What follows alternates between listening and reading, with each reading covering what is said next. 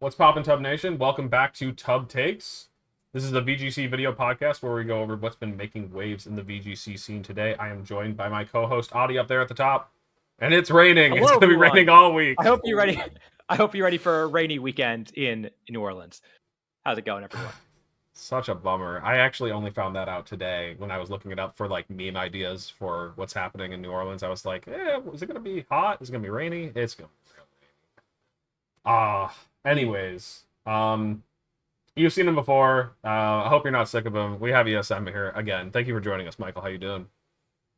Decent. Been busy with work and prepping for this tournament, but excited for NAIC. It's always the most prestigious tournament outside of, I mean, arguably even more so than Worlds in terms of number of entrants and everything. So, looking forward to this weekend.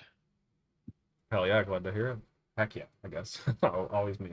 Anyways, lastly here we have Yotam joining us, and yeah, Yotam, you helped do a bit of a breakdown on like the championship points stuff. We were gonna have you back on a couple of weeks ago, but now this is probably the best time to be talking about it. NAIC coming up. For sure. How are you doing? I'm doing well. Yeah, thanks for having me on. I'm looking forward to NAIC. Super stoked. Didn't know about the weather, and I just looked it up, and yeah, it's supposed to be raining all weekend. This is not an edited image. It is just what we're getting. Realize that. Yeah, kind of stinks. I mean, sorry, Kyogre's edited on there. That's not a complete truth, but no, everything else is just your forecast. It's kind of sucks that people have to find out this way. Pack an umbrella, everyone. I guess so. I'm bringing my like real Seattle rain jacket to a place that is way too hot for it. I don't know. I don't have an umbrella or a rain jacket. Oh no, you're crazy, dude. Bad week to be a ground untrue. True. So anyways, yeah, we're gonna get to talking about some of that stuff and previewing NAIC a little bit towards the end. There was a lot of tournaments that took place over the past weekend, so we're gonna be covering those. But if you have any questions for our guests or us, do leave them in the Twitch chat. We'll be watching as we go. And if you're here now, but you're not going to be around later, !YT in the chat. We'll be posting this on YouTube tomorrow, so you can download it, watch it while you're traveling, if that's also your preferred method anyways. So, with that said, let's go ahead and get started here. First off with the VR June challenge that took place over the weekend. I had 300 players. It's pretty good. And I think we do see the winner here hanging out in the chat. Kian, using Swordfish, eye roll. I don't know. I always get so bored by this archetype. I thought we were over it upon the transition to this, but they've made their adaptations. They made their changes. Like, I think it was like struggling early on, but now it's finally finding its footing. Kyogres are figuring out that they just run all water moves and it'll work out. Other than that, I don't know. I mean, the spiciest thing here is Sacred Sword on Chen Pao instead of another stab move, which is crazy to say. All water move Kyogre is some Dynamax ass shit, dude. No, in Dynamax you would run Water Spout, Thunder, Ice Beam, right? It's true. You didn't need to. I guess you did run Ice Beam. Yeah. Oh yeah, it's true. It was Life Orb. Those Life Orb ones, dude. Stuffs. Yeah. They were so stupid. I was talking to Kian actually a little, and he said that he previously had Ice Beam on the Kyogre and said that like just the triple water move was just objectively better for his matchup spread. Kind of interestingly. Yeah, I believe that. Anyways, and I also think this is the team for people who likes missing moves with Terra Fairy Play Rough, with your Icicle Crashes, with your Origin Pulses and your Hydro Pumps. Good luck, have fun. I hope you hit all your attacks at NAIC. I think I have played Kian like, no, I was gonna say 4 times in the past year, but it's actually only 3 in the past year. Twice at regionals, once in VR, and apparently once back in NAIC in 23 or something like that. Regardless, though, I keep running into Kian, and in one of those, Zacian missed like 3 or 4 play roughs, and I was just like, I feel no remorse. Yeah, I don't care, you stupid dog. Also, this is the team that cheats on items, and you should call the judge if you ever see it. They have Mystic Water and Splash Play. That's the same item. Even though you could do that with like so many of the items over the course of the years that it doesn't actually matter. Like, you could run Fairy Plate and Fairy Feather now. You can run Charcoal and Pinch Fairies, bro. There's 5 of them. Oh, the Pinch Fairies were like one of the biggest offenders, but I loved them. I loved them, dude. I don't know. Anyways, second place here. It was what was the time on this one actually? Because that's three Americans in the top 8, and a lot of them doing well. I wonder if it was run at a more NA friendly time. Yeah, I It don't know if I'm was. gonna find that. It Okay, was just that's like the good. standard, like 9 a.m. start time. Okay, got it.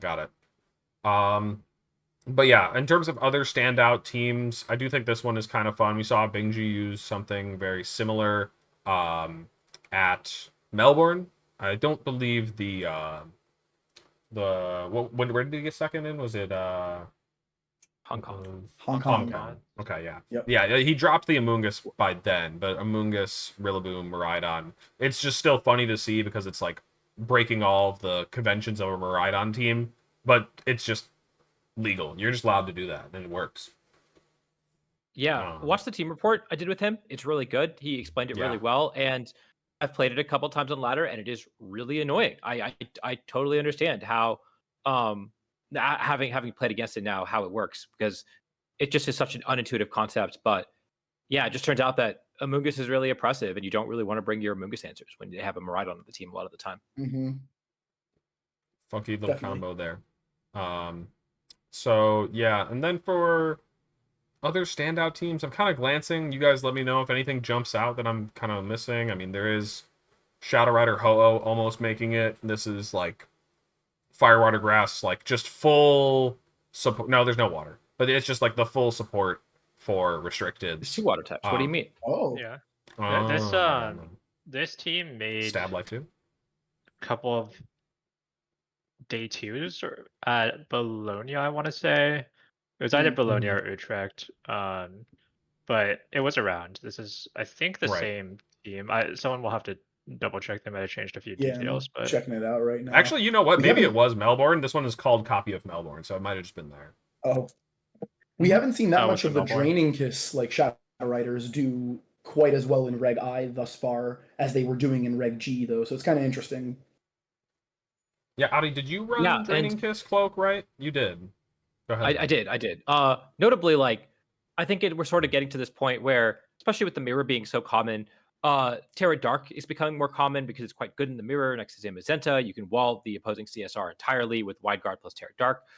And now people are running Draining Kiss to sort of counteract that and maybe get an edge in the mirror when people are Terra Dark. And so it's almost turning into this like sort of cyclical mind game in between all the different Caloric Shadow variants, which is a lot of fun, I'm sure. Definitely excited to queue it up at NAIC. Definitely. And I mean, I think Fun. the thing that you see here with this comp is you see that you have Clefairy and you have screens, because when you're fairy type in the mirror, you're explicitly worse off defensively. So you kind of need that extra bulk wherever you can get it in order to actually like stay alive in the mirror. Yeah, it is just relying on damage reduction to continue to get through, which is very real or reasonable. I mean, but yeah, I think since we have so many, I'm gonna keep it moving here. But Ape, I would say is probably the last thing. I do want to Go give ahead.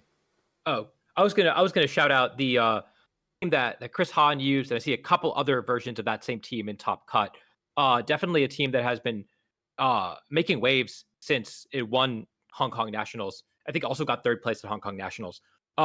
This is a team that I think is going to, be pretty common at NAIC. A lot of people seem to be on this team. A lot of people seem to be picking it up. It's definitely very potent. And yeah, I think that, this is a team to look out for if you're looking at what to expect, what to maybe flowchart or game plan for going into this tournament. This might be under the radar and probably shouldn't be.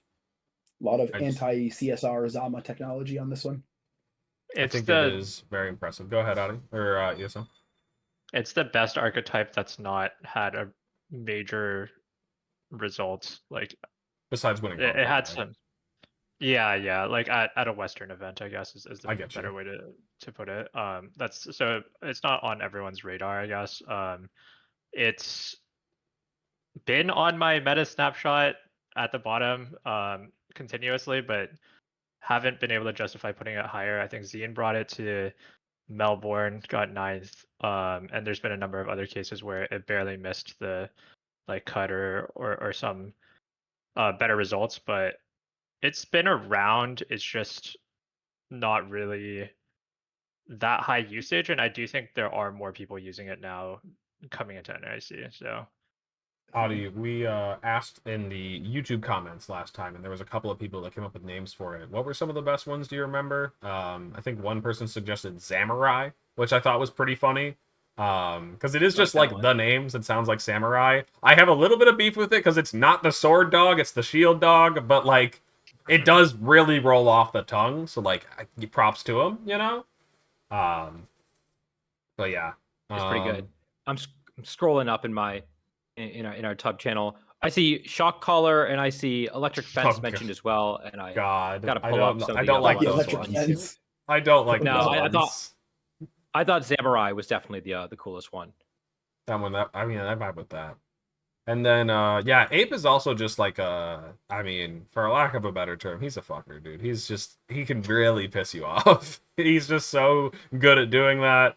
I don't think that it is doing exactly what we were doing last NAIC, Audi. Like, I mean, it is and it isn't. But we were using it like on hard trick room, but I think it does just kind of like work well in a double restricted format where if you aren't expected, it is just a one shot into just about every restricted at the right or wrong time for your opponent, you know. And so if you can position that well, they're going to have to either accept that trade or flounder a little bit to get out of it.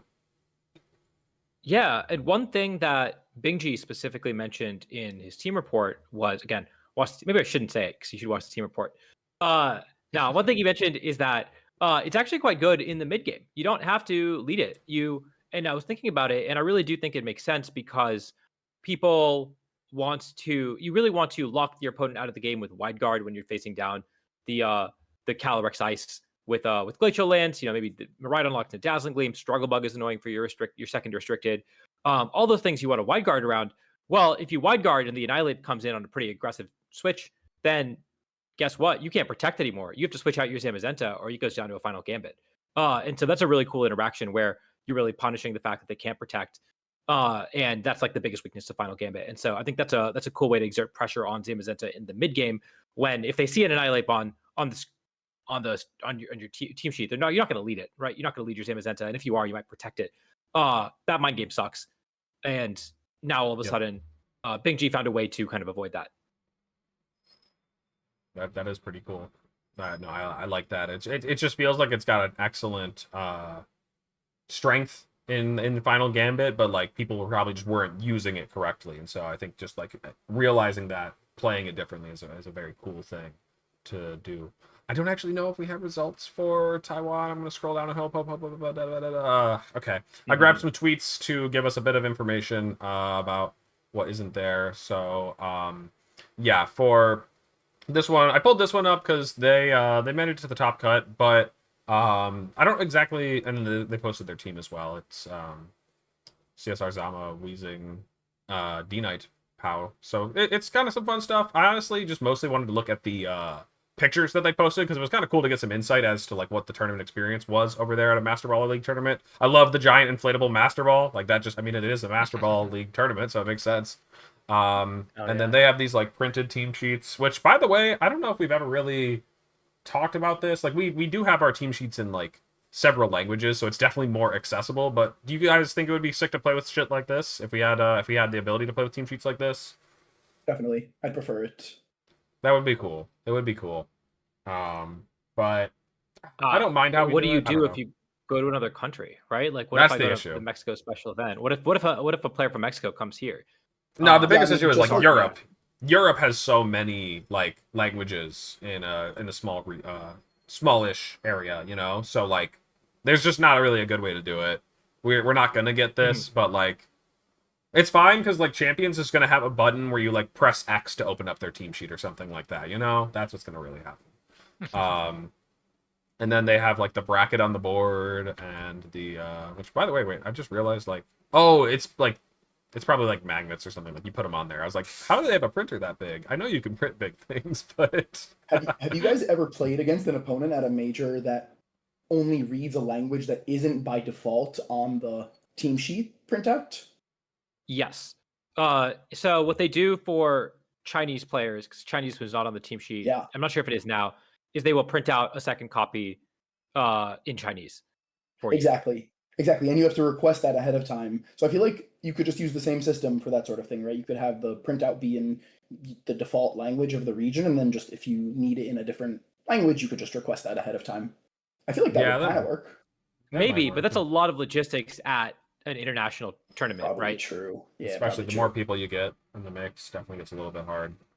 And then I guess you get a little bit of a piece of paper that just says like you qualify for Worlds, scan the QR code. I don't know.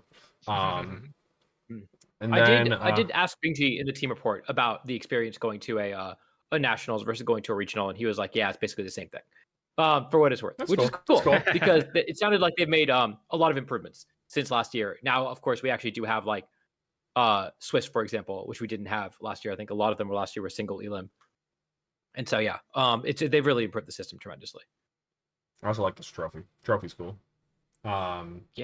Dude, when we get over to Korea, they got some cool stuff. I think I'm probably able to find a picture of it. But yeah, Megumi here got runner up, which is crazy because I think that they've won this twice.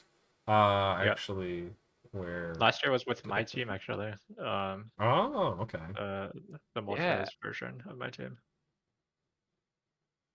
Oh, yeah, good memory.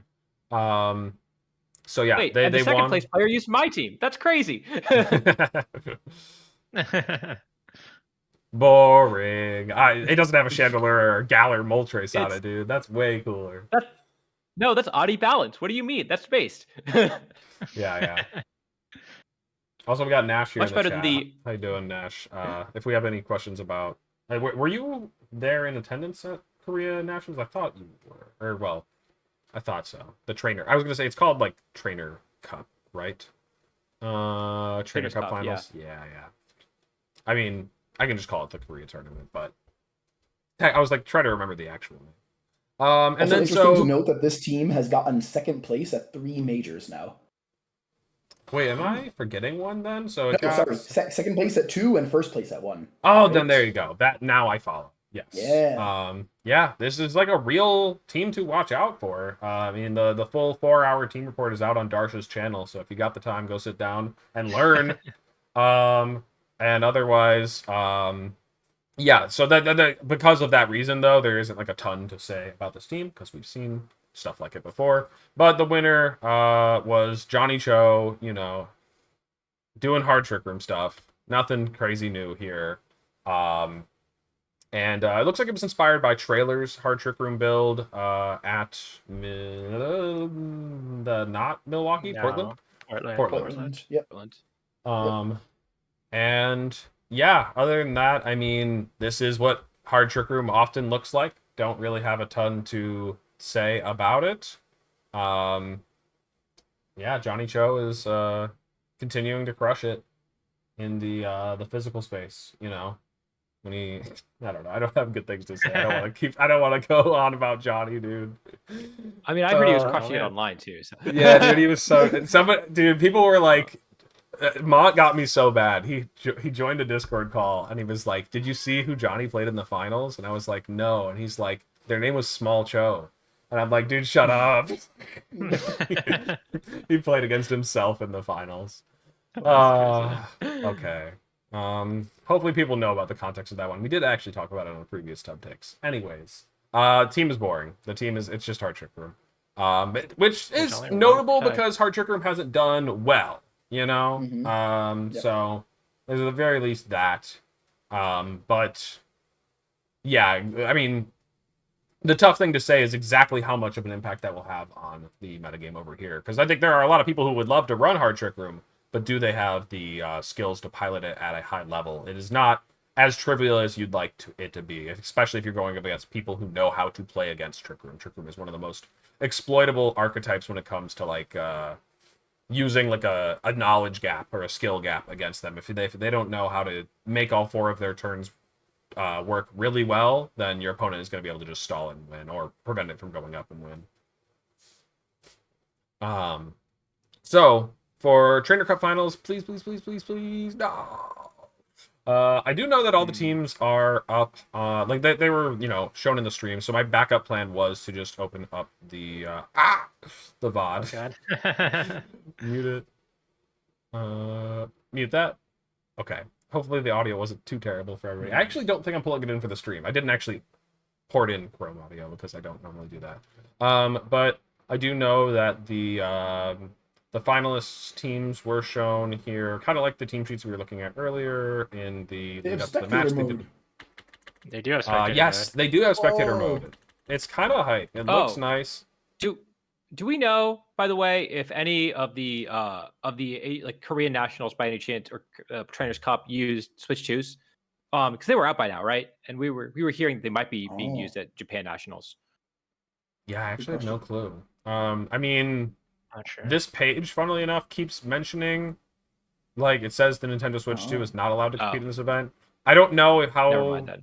I mean, Victory Road's probably doing their due diligence, and it's funny because the only tournament that I've seen it is their. Oh no! Wait, where is it? It should be somewhere on the page. Before it completed, there was a big green box that said the Switch 2 is allowed to be used in this event. And I'm like, yeah, of course it is. It's just an online tournament at home. But anyways, does this team look familiar? Wait, did it get second place again? Yes. Well, yeah, that's the thing is when you looked at it first, I didn't actually indicate the results yet, but you did guess correctly. That one. Oh, so Yotam was telling the truth then. Yeah. True. Yes. So, and what's funny is it was wrong. It was on the winner's side. This was a double elimination tournament, and so they made it to finals from the winner's side, only to lose, I believe, 4 straight to this team. And honestly, it's a really good set to watch if you're an Ice Rider fan, because it was like they weren't even doing it the same way every time. Like they just had a different annoying mix-up for the opponent every time they tried to do something differently. And notably, there are some funky things going on here. For first off, that's not like, you might look at this and think, oh yeah, we saw Michael use Taunt on Landorus earlier this year. That's Crunch. That's actually Crunch on the Landorus. You already know. I think the Ice Rider is Plate. This is Taunt on this guy. And then this is not Specs. It is a V Terra Fairy Gleam. And then lastly, oh yes, the Whimsicott, probably the star of the show in my opinion. It actually ended up turning itself into a budget Grimmsnarl, and I kind of like it that way. It's light screen and Tickle. And Tickle was going crazy. Tickle is you can actually reduce the damage of like Zacian and Zamazenta. That's hilarious to me. Yep. And for the rest of the game too. Zamazenta can never get its defense boost back. Nope. And it doesn't even do more with Heavy Slam too. You've reduced both of its offensive outputs. Literally. Yeah. And then you're also doing more damage. Like, I mean, if you tickle the opposing Ice Rider that are running leftovers, then your Ice Rider is just always going to be at a bit of an advantage against their Ice Rider. So, Tickle, it actually looked so sweet. They ended up using Tickle into the opposing Koraidon, which, of course, is Ability Shield on this team. And it allowed their Miraidon to live some collision courses because of Tickle. So, Tickle... Well, who needs Reflect? Tickle is actually way funnier and way cooler. Presumably the Incident's Helping Hand then. I didn't realize that. Yes, it is Helping Hand. What did you mean presumably? Well, because it's double normal move. Yeah, it's not the same as... Oh, wait. I can't read Korean. Yeah, but when you said presumably, it was like, I thought you couldn't read it, so I was confused. I was like, what? Okay, any other teams that were notable from this one, though? I'm going to go back and look and see, but I think that... What's funny is it was an Ice Rider Fiesta. There was so much BBSS, as we like to call it, around these parts. This is, I believe, the team that Zine was using, or, maybe something close. There might have been some edits, but yeah, the team that Zine was using to qualify for the final live stage of Japan.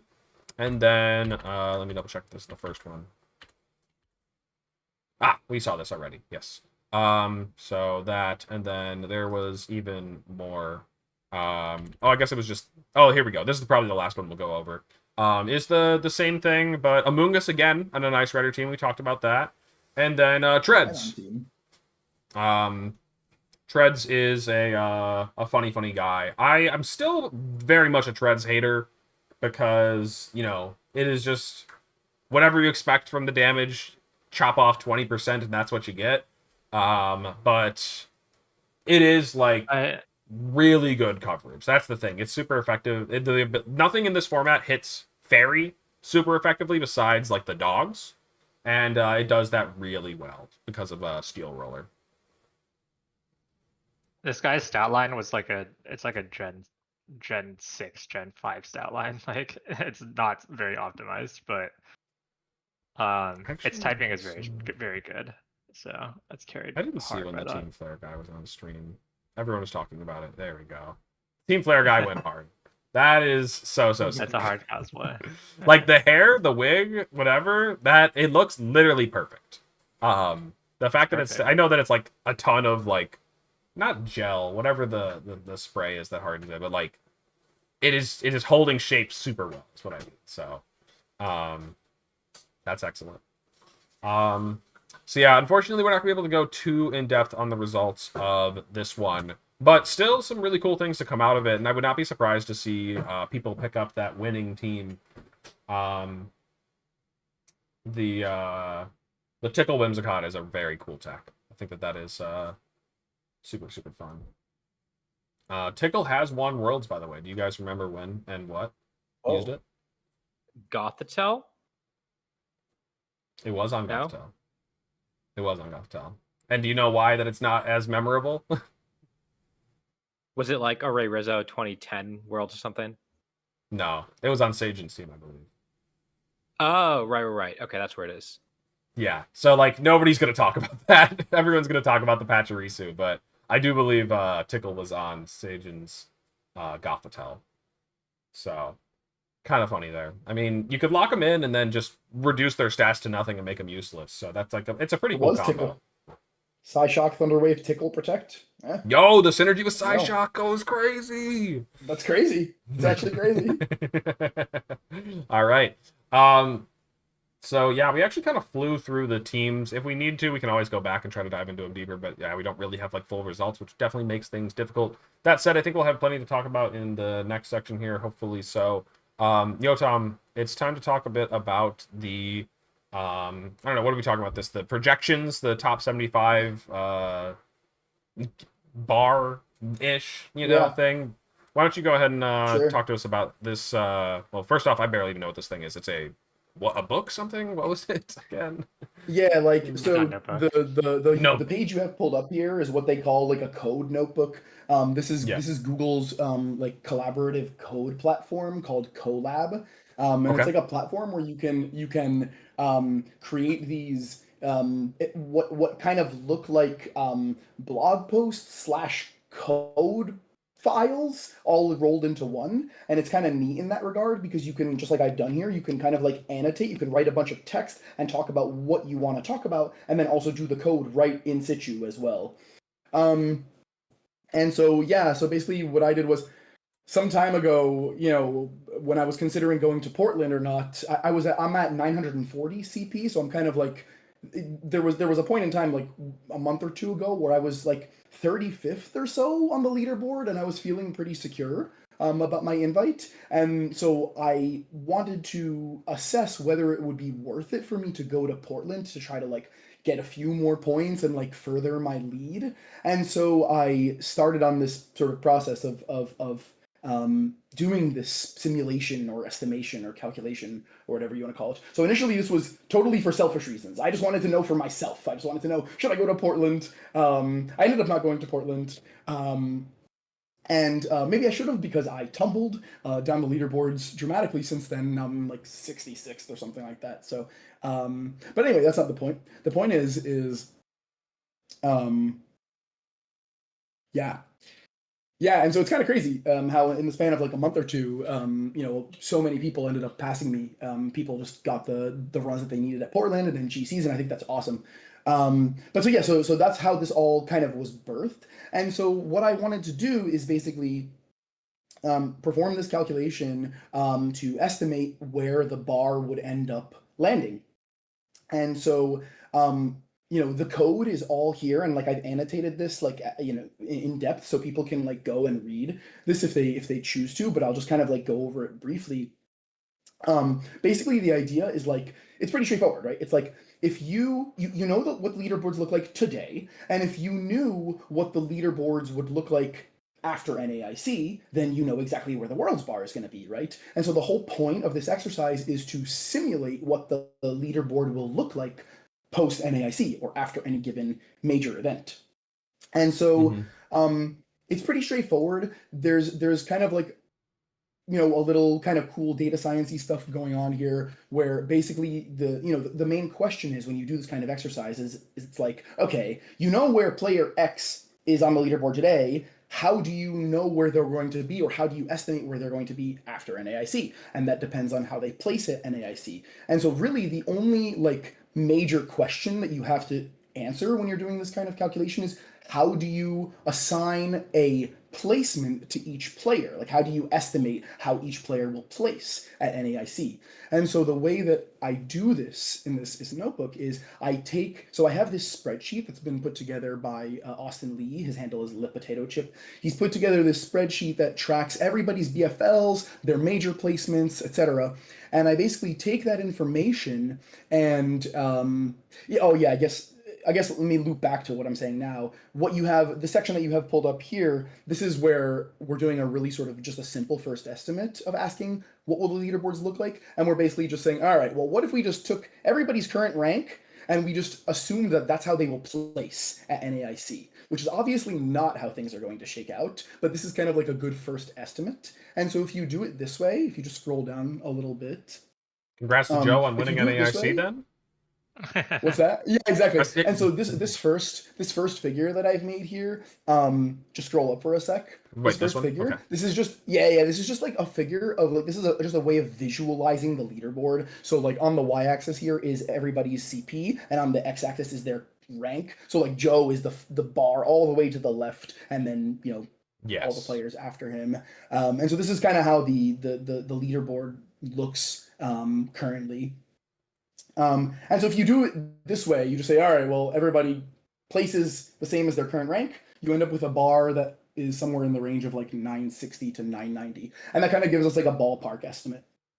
So then after this, I say, okay, let's do something a little bit more rigorous. And then the thing that we do that's a little bit more rigorous, if you scroll down a bit, is I basically say, okay, well, what I'll do is I'll simulate the standings at NAIC by randomly giving everybody a placement. Now, we know that that's not actually how it's going to happen. Certain players are more likely to do better than others, but if you randomly assign placements and you re-roll that a million times, and then you ask, okay, well, what does the average bar look like after re-rolling that random placement a million times, you get a graph that looks like this. And for those that aren't familiar with graphs like this, it's kind of a little busy, but what's being plotted here is what's called a histogram. And so basically the x-axis here is like the CP at 75th place, and then the height of the bars on the y-axis are like a relative probability. So it's pretty straightforward to understand. It's just wherever the bar is higher, that number is more likely.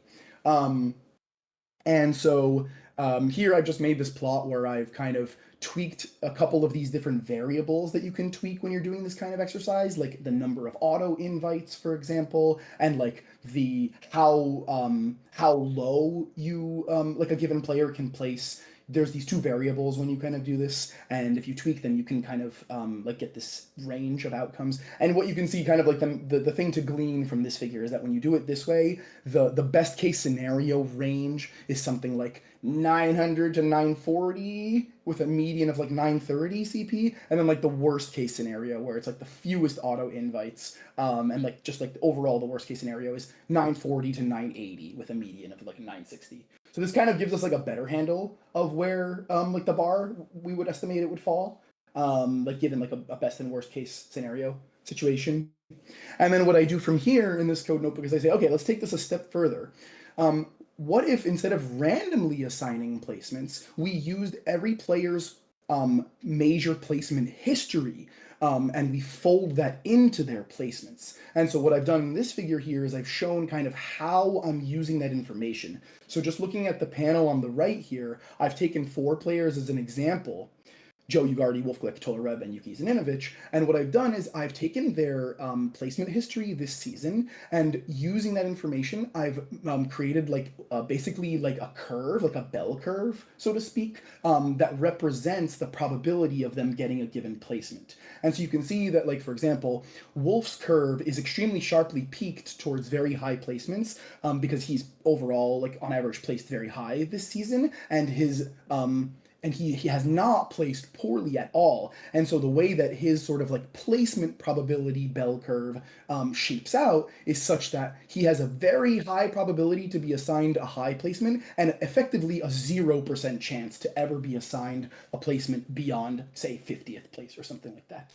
And then you look at a player like Joe, and Joe's distribution is also skewed towards high placements, but his is a bit broader because he's had a few like slightly lower placements than Wolf. And so when I go to assign Joe a placement in every random realization, Joe will still be very likely to be assigned a high placement, but also will, let's say about half of the time will end up placing somewhere in the top 128 or something like that.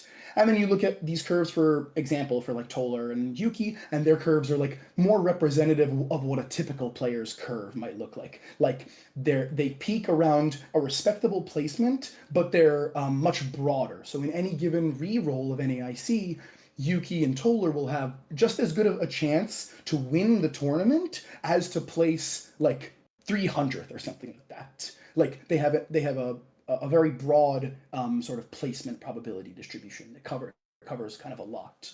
They can kind of place anywhere on the spectrum here. Does that kind of track so far? Yeah, I'd say so. It is cool. I'm guessing Chat, when if you you have run questions, this... feel free to fire them off. I know this is pretty technical, but yeah, I think I'm trying to make it like I'm trying to make it as kind of like easy to digest as possible. Basically, like the long story short is that I'm using every player's placement history as kind of the like the seed for their future placements. Like in every reroll, I'm using that information to like give them a new placement. And this is kind of like the most accurate way you can do it. And when you do it this way, if you just scroll down to kind of the final figure here, you get a plot that looks like this. And so once again, we're looking at this histogram here where the orange histogram is for 12 auto invites, and for 8 auto invites is the blue histogram. And this is kind of like the main result. This is kind of like the money plot, so to speak. So for those who are kind of wondering where the world's bar will fall, this is kind of my best estimate, given all of this information about players' placement history. And so I can't read that though. It's just like a picture of 2 buildings. Tell me what the number is. Yeah, well, so for like the best case scenario, like if all the auto invites go to 4 unique NA players, we're looking Which at they a will. range Let's go of NA. Yeah. So you're looking at a range of somewhere between like 940 and like 980 CP, with a very, very strong median kind of like around like the 960 to 970-ish range. So that's kind of like where I'm expecting things to fall, like 960, 970-ish. And then if you kind of look at the blue curve, that's kind of like the worst case scenario in terms of auto invites. And you can see that if we have fewer auto invites, the bar gets pushed out a little farther to like 970 to 980. But it is interesting to think that with 4 auto invites more, like it doesn't shift it that much. I mean, like it's a shift of like 10 or 20 points. Yeah, actually, Alex, if you scroll all the way back up to the very first plot, like that bar plot that I showed, this is kind of a really like an easy way, even higher up, the first one. Okay, I got it. Oh, this one. Yeah. So what you can see in this plot, right? So look at the green vertical like lines that I've plotted here. Yes, like, for example, the leftmost one for 75th place. What you can see, that right around there is 75th place. What you can see is that the CP, like the bar heights for all the players kind of right around that range, are like almost the same. What that means is that like everybody like within like plus or minus 5 positions of 75th place, everybody has more or less the same CP. Right? So when you add 4 additional auto invites, you are only pushing the bar down by like 5 or 10 CP, because everyone in that range is only differing in CP by a very small amount. It feels like when you encounter the bubble in like the global challenge, where everyone is parked around the same number, but this is very like unintentional, because it's not like everybody is kind of seeing like a little number go up every time they win a game at a local, and it says like you are this place in the like, NA, like, it's a lot harder to keep track of. So it's kind of funny to see just like how we're all coming around this number. I mean, who knows? Maybe Pokemon themselves projected something like this. Maybe this is what they wanted it to look like when they were designing the system. But it is just kind of funny. I mean, like 960 or whatever, 940 to 960 is a very like random number. Like it's not like we had like 500 as our like set bar. Like, that's a very intentional number. This doesn't feel like super by design, but maybe they were just like kind of mathing it out, like they wanted like 1,000 to be the bar. It's like so close to it. That's my thought. Totally. Yeah, well, you could add. Yeah, go ahead. You say that, but I'm looking at the current standings right now, and people have kind of figured out where the bar is. I think honestly the projections help, but there are a bunch of people in the 970 range or above. You see 4 people who are in the 970s. Between 970 and 940, there are a total of 3 people, right? So there is no one who is sitting in that range that we think is the higher end of the bar. Everyone who can climb out of it has climbed out of it, and very few people feel like they're stuck there. A lot of people are looking at that and thinking they can need a few points. But I think, people kind of have figured out where the bar is, and if they can get a couple extra points from locals, they've gotten those extra points from locals. It's been cool to see. Yes. So I have a couple questions. One, I'm curious about this methodology. For the placements, did you use you mentioned past tournaments? Was that from just this year? Was that from Gen 9, or like how did you source that data, I guess? Yeah, that's a really good question. In this particular version of the notebook, I'm just using this season's data because that's all I have in the spreadsheet that I have access to. The input data that I have, I'm constrained by. Like I'm not generating this data myself. I'm relying on somebody else to put together this data. Right. So I only have this season's placements. We could definitely do a more accurate job if we had like all players' history. So yeah, that's if that answers that question.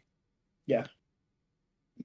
Yeah, it's interesting. I definitely think that, of course it's not going to happen exactly as the as the simulation. There's also going to be a number of players in the leaderboard that aren't going to be attending NAIC that I know of. So we'll see how it actually shakes out, but it's going to be definitely a chaotic last tournament.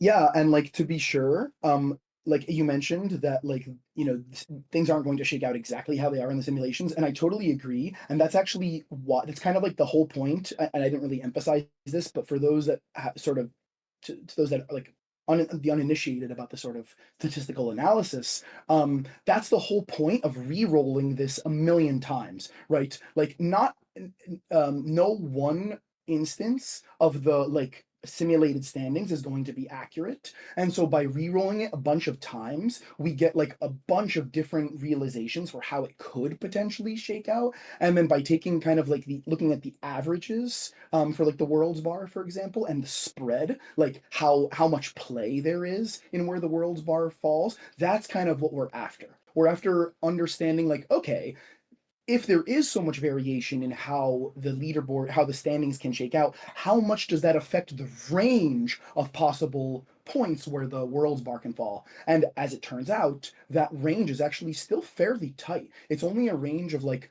plus or minus 20 or plus or minus 30-ish around any given median. So like the range is basically very well constrained, even though like the actual NAIC standings could shake out like a bajillion different ways. The range of possible outcomes is pretty tight, if that kind of makes sense. Like as far as where the world's bar will be. So we have the BFL tracker here as well, which I guess was that something that fed into this as well, because like there are people with full finishes, there are people with an open finish, and so I'm sure that That's that right. was that is accounted for in the code. Yep. And anybody Yeah. who's code savvy can go through and read that and see that I'm not doing anything unkosher. All of the BFLs are accounted for in this thing. Yeah, in that's the crazy. simulations. Yep. That's crazy. Yeah, And this so, is the input data that I've used. This exact spreadsheet is the thing that gets read into my code.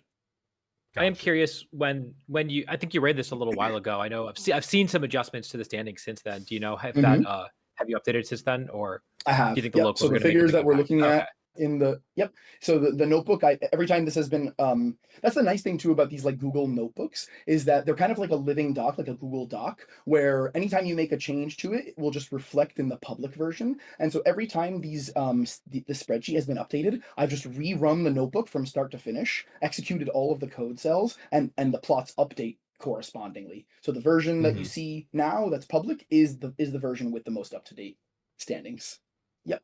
So I Sweet. can't remember if we have anywhere to display this, but are there like kind of like ranges of people, like, you know, who are the people in striking distance? What are those? Yeah, Do we know that? it's in this. It's in the NAIC projected finish tab on this spreadsheet. Oh, this has other Literally. tabs, dude. I didn't even look at any of Yeah. this. What? Yeah. I've just looked at A the lot of basic other one this information. whole time. A Oh lot my of them are data god. tabs, to be fair, so they're not really supposed to be looked at.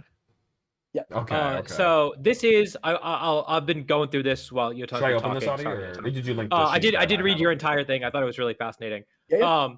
But but I was going through this because I hadn't seen this before until just now. It is, so first off, I will say I asked the question about being updated because I see that this has not been, the points has been updated, but the what you need has not been updated with some of the locals. But if you scroll down, you can see the players who are literally qualified. There's 11 of them who are functionally qualified, likely qualified.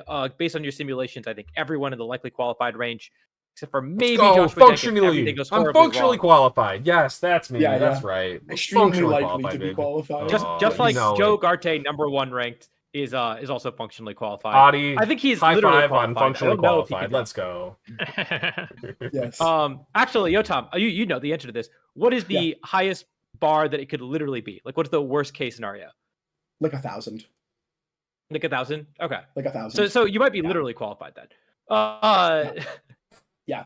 But like there are pathological ways for it to be higher than 1,000, and by pathological I mean like things would have to shake out in such a particular way that would never actually happen in reality. Like none of the EU players would get points, and like a bunch of players that are kind of lower in the leaderboard would get points, and players at the top of the leaderboard would whiff points. It would be this extremely, like I said, the word is pathological scenario to occur for that to actually happen. So it's highly unlikely for the bar to go above 1,000. And then, like, the one thing that we've talked about a couple of times that like would also play into that scenario is like people getting top 8 but not top 4 kind of thing, because like that is like one of the funniest factors in all of this. Big jump. Is that the top 8 is the most points you can get without being vacuumed sucked into the auto-qualled section, and then now your points effectively don't matter anymore. They've gone to the void. Yep. So let me give you a quick breakdown of what the spreadsheet is saying, because I wrote some numbers down. So there are 11 auto qualifiers so far. Obviously, not all of them are in the top 75 right now, but there are 11. I think there's actually 12 because someone qualified by getting top 4 at Worlds last year in seniors, but isn't on the spreadsheet. But that's okay because I don't know if they even play anymore. But yeah, 11 auto qualifiers who have any points at all. There are among them. There are. It looks like, including them, there are 57 people who are functionally qualified, and if you include the likely qualified players based on your bar, they should be in. And also Darsh, because I think Darsh went to some locals afterwards and should be likely qualified at this point. That means there are 67 people who are likely safe at this point in the race. And there are going to be between 86 and 90 Worlds invites given out to North American players, which means that there are 19 to 23 slots available based on who gets top 4. And judging on this, based on, I would say like top 64 is a pretty doable performance. Top 32 means you top cut or you have very good resistance.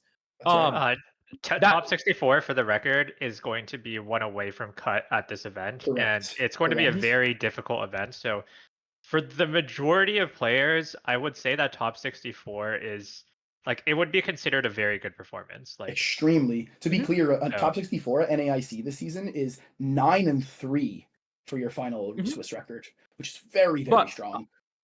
64 players is a lot of players, and I'm looking at some of the names that need top 64, and I see, Rishi has had a really good season. Adrian Hurley has had a really good season, just hasn't gone to many events. Rafa can do it. He's gotten second at NAS before. Matt Tidd, Anthony Londergan, Z. So there's a lot of players who can do it. So Absolutely. I'm being generous here and keeping them all in the range of potential of like realistic, and that includes also the players who need top 128 and top 256 and top 512. That means that Yes. there are 19 to 23 slots open and 34 people who can realistically get one of those slots. I do think we'll get at least one person kind of spike an invite in the top 32 range or better, one or two people, but I wouldn't bet on more than one or two, which again still leaves 19 to 23 slots for 34 people. Absolutely. Which and Is so this we mathematical, can by see the the way? names of the people who are. Yes, This- it is yeah, mathematically impossible for this person to qualify. Yes. Okay, so it's just an auto qual angle. Okay. Yes, So yes. and that is. Wait, I'm Because confused. the most points that they because could of get- BFLs. Because of BFLs, it's so confusing. Right. Okay. Right, like the most points that they could get would put them lower than the lowest case scenario for the bar. Yes. Mm-hmm. Got you. Rocco said Adi naming people I haven't heard of since 01. Yeah. Braga, if you Oh my weren't God. born in 2001, what are you talking about? So true. Anyway, So true. yeah, so it's gonna be fun. But again, that being said, 34 people and 23 slots means that if you're in that range, you don't actually feel that bad. And a lot of these players, this is the biggest tournament of the year for them. They're going all out. And I wouldn't be Wait, surprised isn't to see a ESM lot one of these people? ESM is not one of these people. ESM needs a top 32. He is not in the range of likely Oh qualifiers. no! Oh yeah. No, and- I think I need a top 16 actually. Oh, top 16. Yeah. But that being said, again, I was pointing out players. I was saying that I think one or two players who are outside that range. Michael being a really good example of that. Jody being a really good example of that. Like Keanu's spike tournaments. I don't know. I could go on and on about the players who could very easily spike an invite, getting into top 16, top 32, making top cut at this tournament. But they know they need to top cut this tournament. And so the other thing I wanted to highlight on the spreadsheet is if you go one tap over, there's a live standings. This is obviously not live because the tournament hasn't started yet. I think it's been, it's being worked Onto the on left. right now with some of the live some of standings, the thank you. yeah. I think this is being worked on right now. I'm Yes. presumably not finished, but I hope that Austin, by the time this tournament starts, has gotten the live standings updated. Because it would be really cool to follow along and to see what the CP bar is going to look like every round as we see the minimum championship points. Well, for what does each it mean player after round increase. one then? Nothing, right? Nothing. It's meaning It'll Okay. start after meaning round one. something after round 5 when people can go 5-0 and Correct. guarantee themselves some championship points. Correct. Okay, but- got it. And then Yes. But especially it's going to be fun going into the win and in round where we know exactly who needs to win and who doesn't need to win to make top cut. And then as you said, That's right. there is going to be a scenario where unless everyone in top 8 already has an invite or something like that, there is very likely going to be a scenario where there is going to be a player in top cut who, if they make top 4, gives an invite to someone else. And that person is going to know who they are based on this standings. They're going to know exactly who is on the bubble right now, rooting for someone to get an auto invite in that top 8, which is also going to be a lot of fun to watch. And I hope that player, I hope that we can all swarm that player and really support them as they're going through a very challenging time. There's going to Or be alternatively, both. Yes, go ahead. The other one. Yeah. Or alternatively, the person who no one stands to lose an invite. I guess the person who stands to lose an invite is the opponent who might be in a different region. Yes. And also, I'll Mhm. also point out that on the far right of this tab, there's this most important matchups section, which is basically Oh. like a gatekeep section, right? It's basically like if What? if any of these two players are paired in the tournament, they will effectively make it near impossible for the other person to get the invite if they win, basically. So It this looks is like kind a of like lot the- of Europeans. Is what I'm seeing. Yeah, I think we've folded in the data from the EU side as well, but Let me find I Yeah. want to find there's like an NA one. I mean, maybe there isn't. There there are no should be. standings. It shouldn't we don't- matter we right don't have now them, right? because these are like sorry.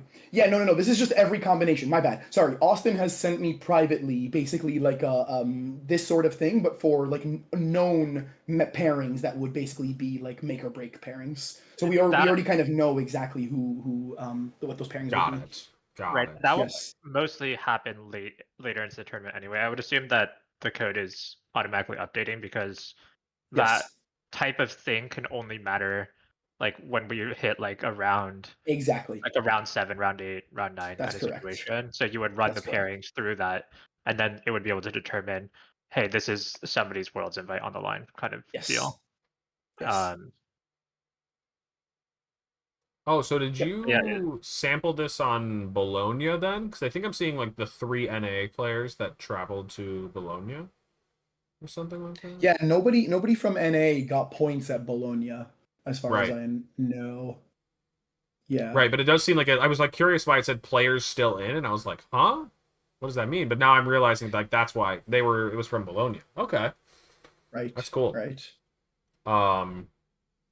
Yeah, this is really crazy. I do there's a lot think that going on like this here. is going to be the most like crazy hype top 8 we've ever seen from NAIC. Like literally, I don't know. I mean, for the people that know, it is going to be crazier than finals. I think just because like there's like a lot of factors. Like one, I mean, I've heard from a lot of people in like my friend group that like finals is obviously less hype because it's a bit more of a prepared scripted matchup, whereas these are like raw natural matchups. Like they just they roll up to the table with whatever prep they could have done beforehand, but not like a whole night's worth. And there's like a lot on the line. There could be worlds invites on the line, not just for them, but like Adi was saying, for other people, for like a lot of other people. Whether it's they need you to lose to not pass them, or win to I don't even remember. It's stupid. It's only win, right? Or only it's gonna be it's gonna be a lot of cases of. I mean, this will be the case for basically a lot of players in day 2 win and ends and the first few rounds of cut, especially up until and including top 8. Those will be the matches that will determine the Worlds invites, like fundamentally for like a large number of the people that are in and around the bubble.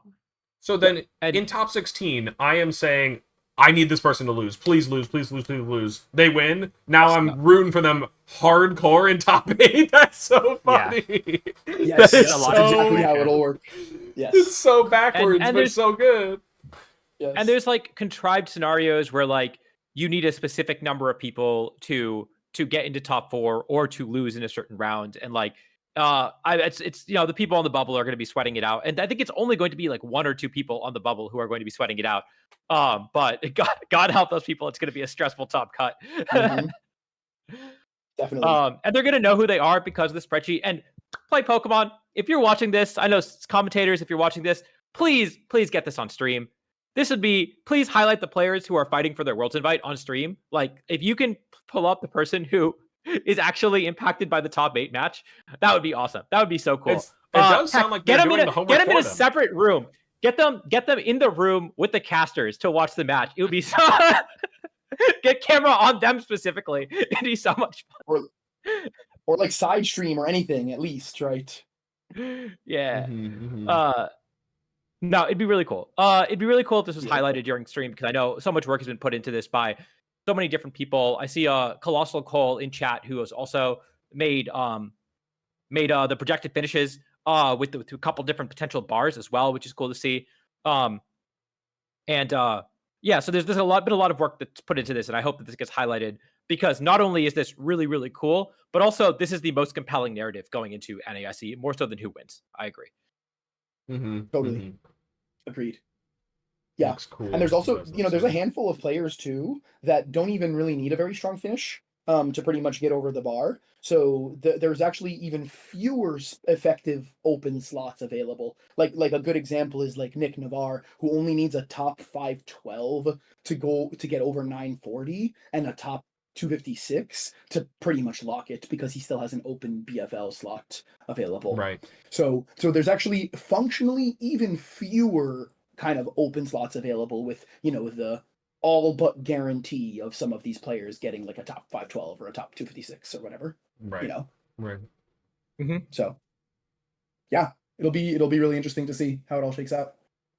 Yeah. So I'm looking at this is the NAIC preview. I know we're gonna have the draft tomorrow. We're gonna talk about that later. But I'm looking at the numbers as well, just to try to figure out how many people are gonna get what record do you need to get what placement. And because that's also something that you really shouldn't be thinking about, but when you're playing, you should just be doing as good as you can. But I am very curious, especially as someone who has no stakes basically going into the tournament. There are 1375 players registered for NAIC. Usually there is a 10 to 15% rate of no shows. That was last year. I don't know what it is this year. But I'm gonna say let's say about Is about 1,200 10%. people showing Yep. up to this tournament. And so if you have 1,200 players after 8 rounds, how big is day 2 going to be? It looks It's about like 180 or so. It looks like it's about 170 to 180 players who are going to be Yeah. in day 2. So you're not even guaranteed top 128 if you make it to day 2. You do have to Correct. win a couple rounds in day 2 if you are in that range where you need a top 128 to get your Worlds invite. Top 256, some 5-3s will bubble into top 256. And we will have enough players, most likely, for top 512 points. So you saw that, Yes. Nick, for example, needed top 512, and some number of 4-4s are going to get top 512 points. And to give you that exact number, more or less exact number, that is going to be 76 out of the 330 or so players that go 4-4 are going to get points at 4-4 and potentially, snipe a Worlds invite. So, for example, a player like Nails or players like Brady, I can't imagine them going worse than 4-4, but I definitely can imagine there's a world where they go 4-4 and have bad resistance and miss it. And so that's also something to look out for. Yeah, Audio, we're gonna see another person like that 4-4 at Portland who had like 78 res or something like that. That person had the craziest schedule. I don't remember. This is also a 12-rounder, right? This is a really stupid tangent to be going on. What were you this saying? Is all top calculator, yeah. It's a 12-rounder. 12-rounder. Yes. So all the NA tournaments up until now have been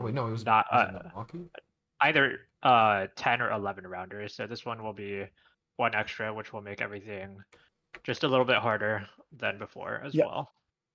Yeah. Colossal in chat is saying that 9-3 could be top 32 with good resistance, or it could be top 128, right? And so that is also going to be absolutely insane for the players who go 9-3, needing a top 64 or a top 32 for a Worlds invite, right? They are just gambling.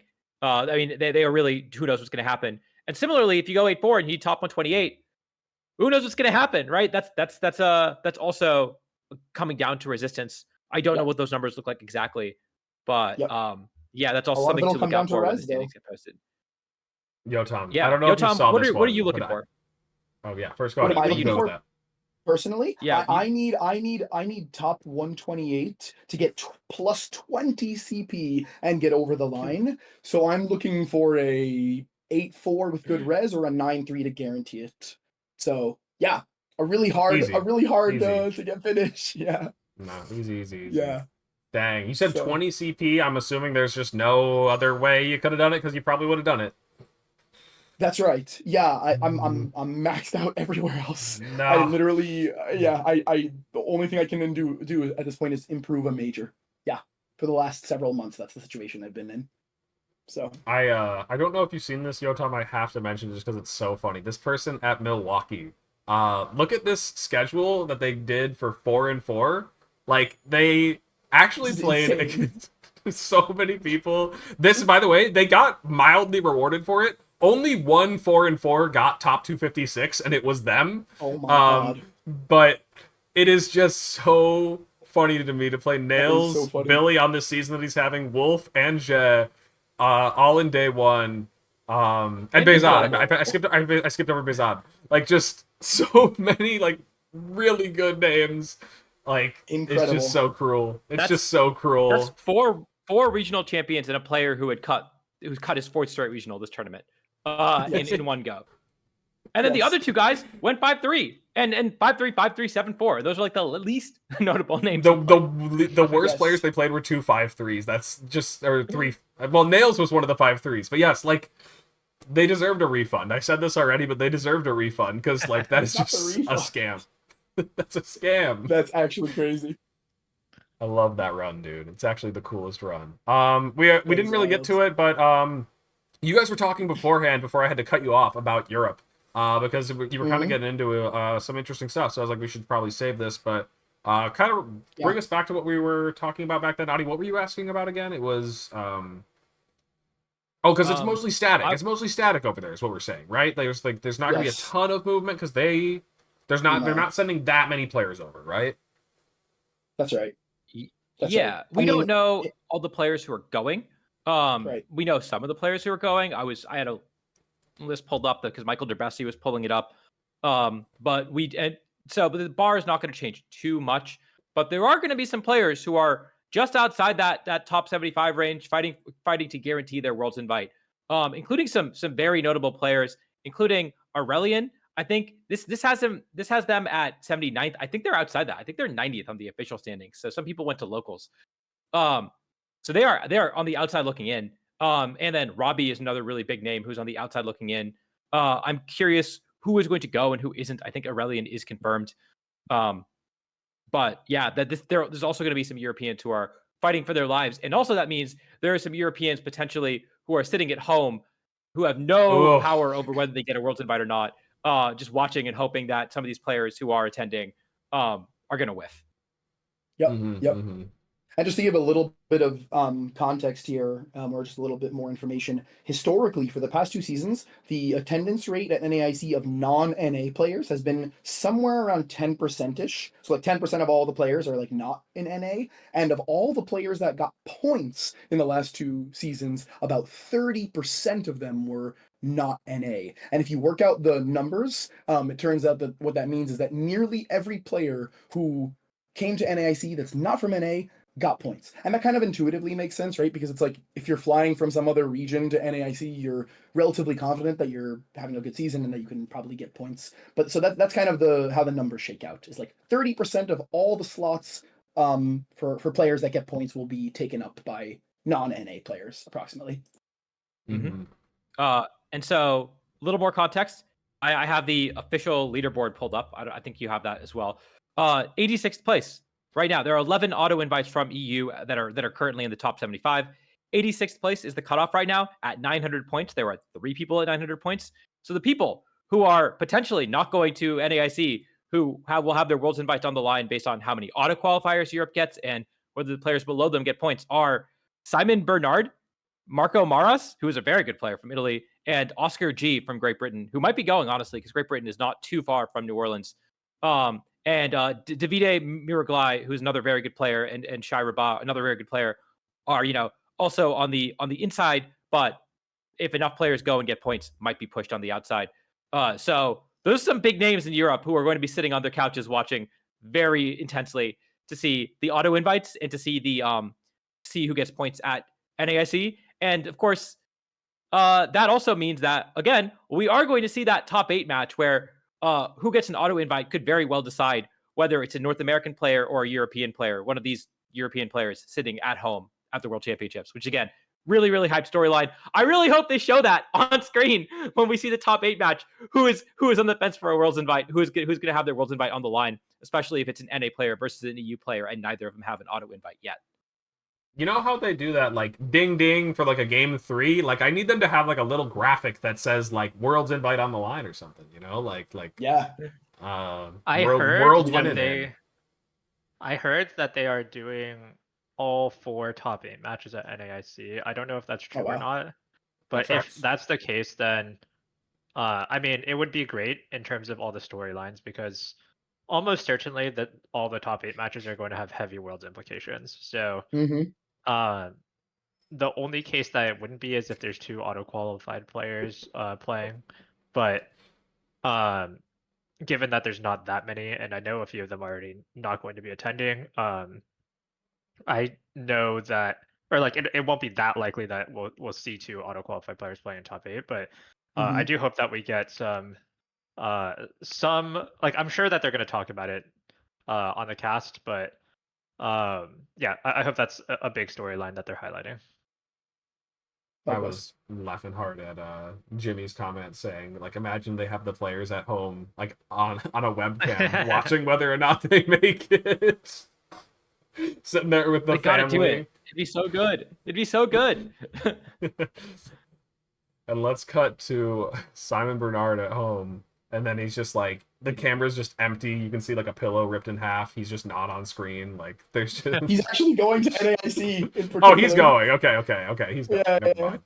So we can't do him because he'll be there.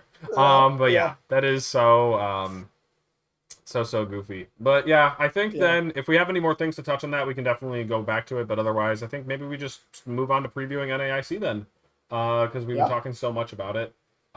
Needs 512. Okay. One question before we go.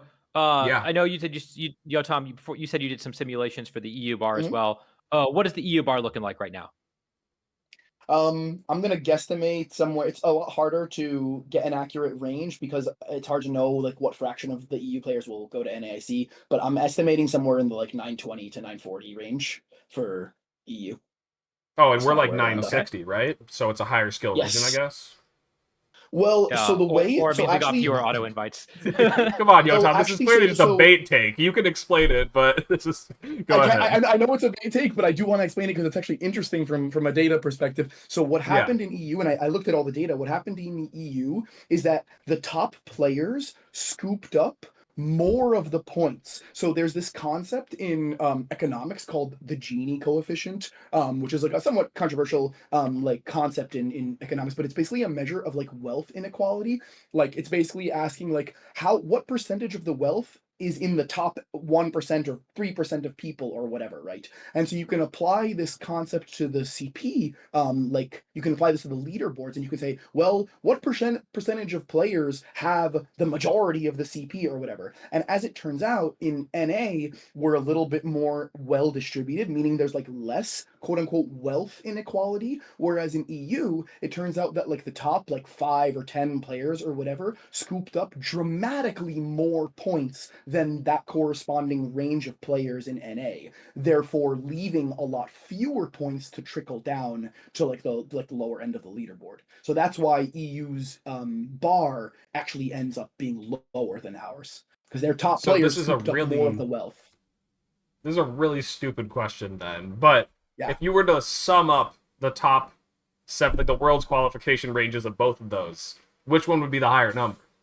Would NA have more points in the top like 75? Extended, whatever, down to the auto invites, and then for the EU as well, who would have more points? Oh.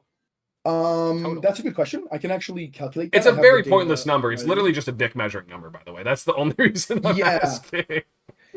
Yeah, I don't actually know it off of hand, but what I do know as a fact is that like the top 5 or so players in EU have many more points in total than like the top 5 players in NA, as it turns out. Right.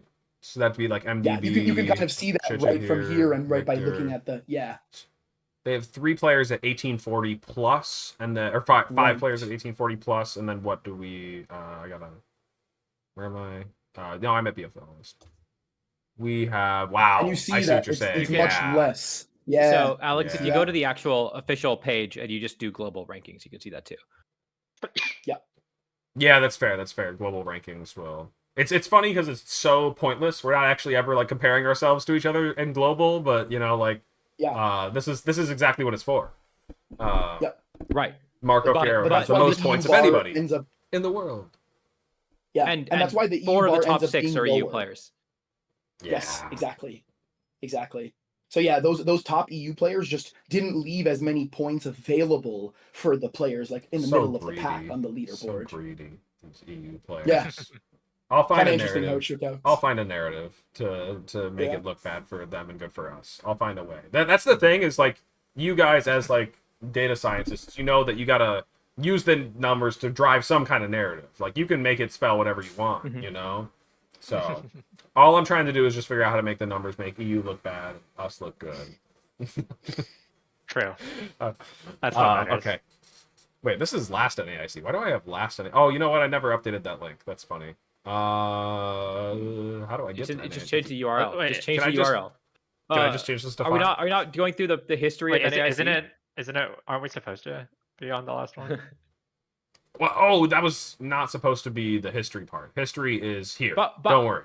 Okay. By the way, okay. Let's just do it. Let's do the history. Or unless you want to do this one first. Go for it. No, I was doing this one first. That's what we usually do. Go ahead, Audie. Do Okay. it. No. I was going to make some commentary about last year's finals because both PatCon and Aurelian are not locked in for their Worlds invite. They're both playing for it at NAIC. Can you imagine if they play each other with a Worlds invite on the line? Wouldn't that be crazy? That would be crazy. They're right there. PatCon is what was They're he? both Crazy. close enough that even a mediocre. Oh wait, no, Pac-Man was result. in the he's like in it right now, right? Yeah, He's in it right now. Yes.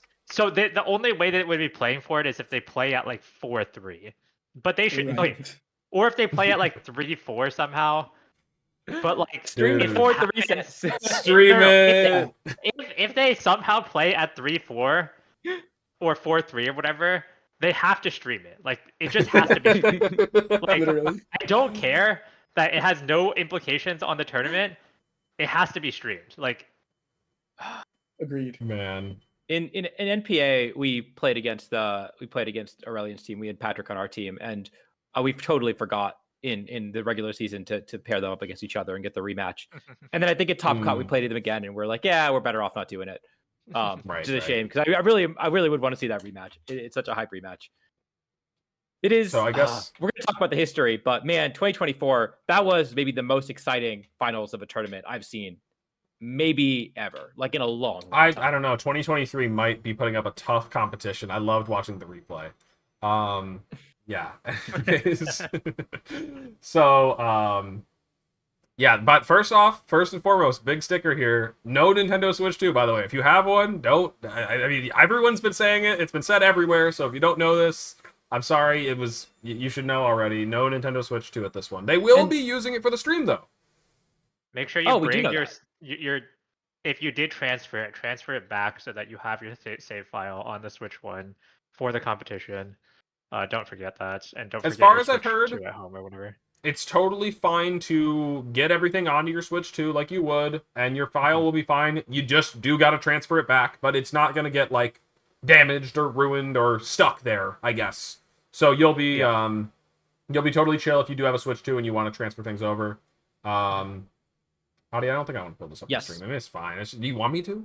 It's fine. It's just, I mean, it's just I'm the not reading all instructions. that. If you no, just the instructions are in this comment. I have the save because I have to do it. As you can see, I have Mario Kart playing in the background, so I did transfer my shit over. Yep. So yeah, don't forget, so, and don't leave your Switch 2 at home and then forget. No, I think some of Oh, it's God. one way, but like it's not like the game and save file are completely like stuck there. Like you can be fine. Yes, you can transfer the save file back. So if you have a Switch 2 and you want to play Scarlet and Violet on your Switch 2, you are allowed to do that. You will have to transfer it back before the tournament, but you can do it. Yeah. Also, I played Violet on the Switch 2.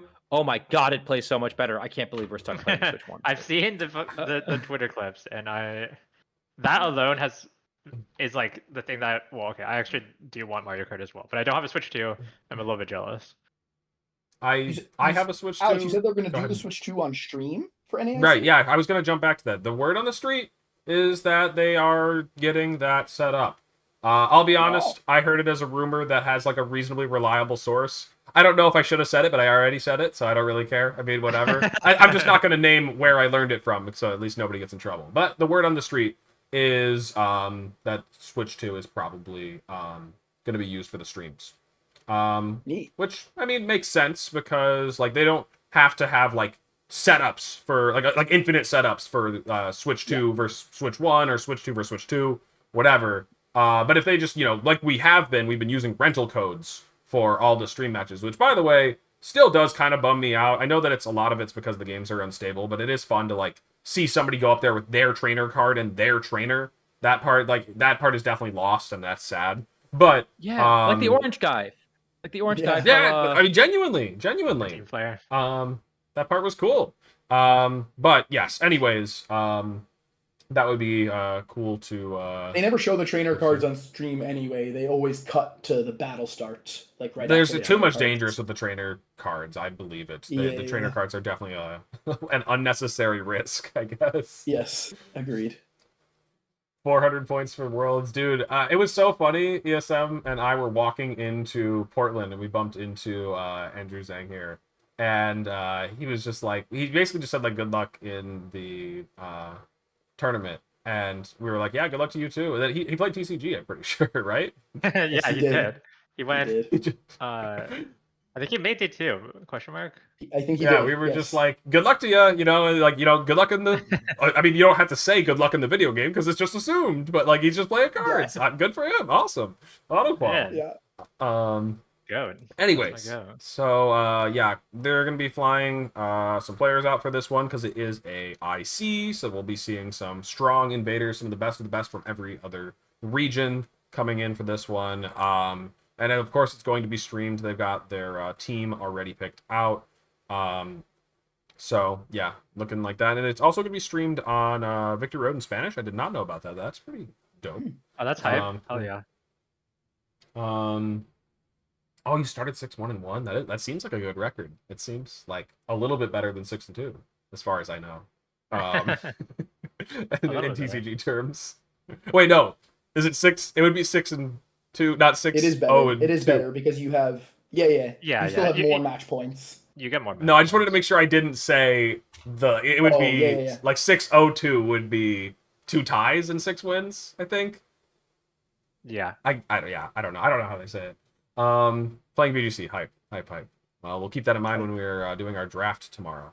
So, yeah, other than that, I mean, we're back in New Orleans, and so I'm not really going to spend much time talking about, like, what you guys should be doing while you're in the city, because we did that one last year. Go rewatch that episode. That said, if there's anything that you guys thought was cool, yeah, I was going to say, from being there now, Adi, is there anything that you want to mention about going? I will go last. I will let all of y'all tell us your favorite part. He's so done. He's knocking his microphone off. I had a great time in New Orleans. Besides, like the weather. Although me and ESM, I'm sure other people, but we're experiencing a serious heat wave here in Seattle, so we're getting ready. But yeah, that said, other than the weather looking both like really depressing because it's gonna be raining and it's also probably gonna be hot and humid at the same time. I got some really good food. Beignets were awesome, so that's a very basic one. And then, I mean, even if you're not like somebody that drinks or goes out and parties, Bourbon Street was like wild. That place was definitely worth at least seeing. So yeah, I don't know. Yeah, so what do you think? The aquarium was awesome last year. There was a fried chicken place pretty close to the venue that was the best fried chicken I've ever had in my life. And those are probably like the 2 highlights for me. But New Orleans was awesome. I'm excited to go back. Yotam, did you go last year? I did, yeah. It was super fun. The nightlife was really fun. I'd never been to New Orleans before. I'd never really been to like the South in general. I've been to like Texas once before, but yeah, so it was really cool. It was humid, but really cool. I enjoyed it. All right, Adi, what do you guys say? My turn. The ultimate guide. Okay, first off, Bourbon Street, overrated. I did not have a great time on Bourbon Street. It's hot, it's sweaty, it's messy.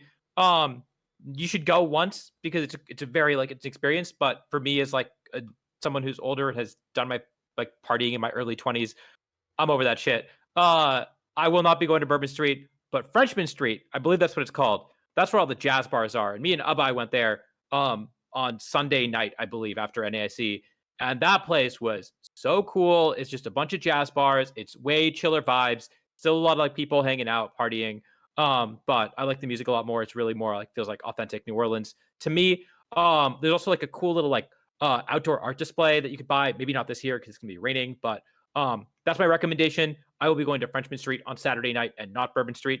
As far as food goes, lots and lots of good food. One shout out I want to give is Turkey and the Wolf, which made it's like a sandwich shop. I had it when their chef visited Austin as part of a festival when I lived there. And I had to go, and it blew everyone's mind who went with me there. So that's the other really big shout out that I wanted to give. And then third is that if you are on Bourbon Street and you are kind of sick of it, like I was, we went to a piano bar, the Dueling Piano Bar, and that was a lot of fun. That was the most fun I had on Bourbon Street, was just sitting and watching 2 pianos go at each other and play requests, and almost like a big karaoke room, and felt like that in some ways. So that was definitely my favorite part of Bourbon Street. When I did go to New Orleans last year, I'm looking forward to it. I love it. It was definitely my favorite place. I've been to an internets at, obviously having only been to NAIC and no other internets. So I'm really looking forward to all the good food, all the good music, all the people, and yeah, it's gonna be a lot of fun. Definitely. And yeah, post your recs in chat if you have them. I am always looking for new food recs. I've got my list. If you want my list, let me know. A lot of it is Donald's list because Donald, I think, sent us a list last year. But yeah, post your Rex in chat. Down the goat.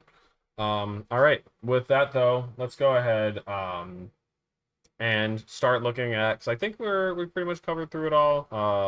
But yeah, let's go ahead and talk about how NAIC has gone in previous years in some of these old cities that Adi said were less impressive than New Orleans. So first off, Indianapolis, all the way back in 2017. There's a lot of old names here that are definitely ones that I wouldn't expect to see coming. I mean, Chris Kahn, I can't remember if Chris is still playing, but his younger brother is, Nick Kahn, and I would not be surprised if he has a travel award coming to this one.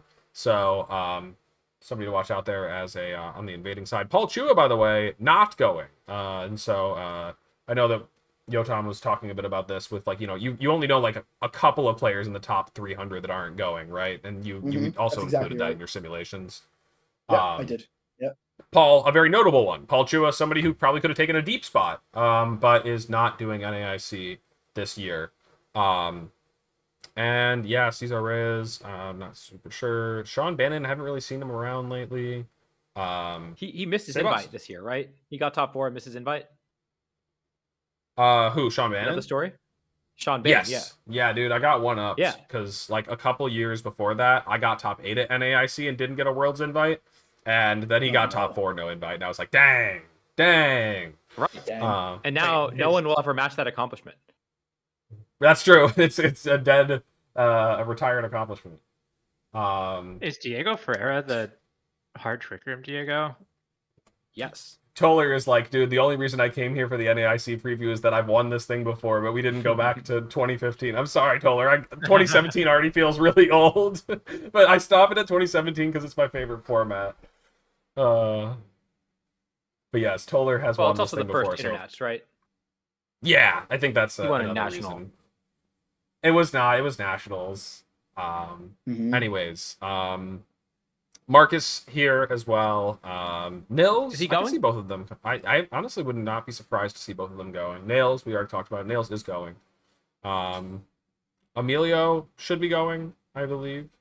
I think so, yeah.